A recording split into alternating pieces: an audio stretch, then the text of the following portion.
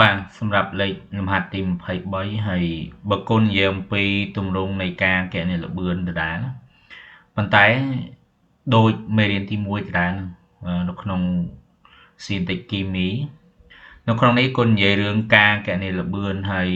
បើសិនជាគុណមើលលំហាត់ដោយគ្រូធ្លាប់និយាយដដែលអញ្ចឹងបើសិនជាលំហាត់នឹងមានសមីការសូមគុណ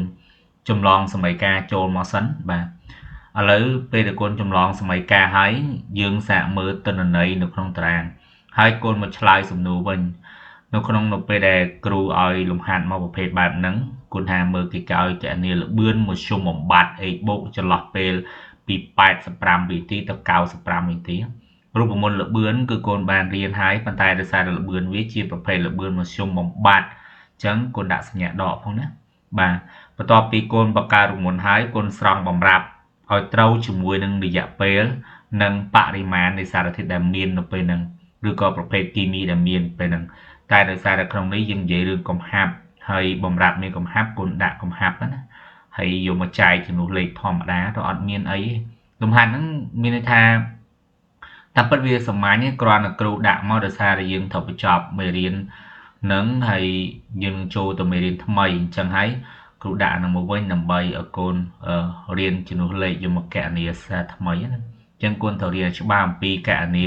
ទៅលើកំហាប់ឬក៏អីហ្នឹងហើយយកកំហាប់មកកណនាជាល្បឿនហើយកូនបានអញ្ចឹងពេលដែលកូនកណនាលេខបានអស់ហើយជាចុងក្រោយធ្វើម៉េចក៏ដោយកូនកុំភ្លេចសរសេរដូចនេះផងគ្រូបញ្ជាក់ឡើងវិញពេលដែលយើងនិយាយរឿងល្បឿន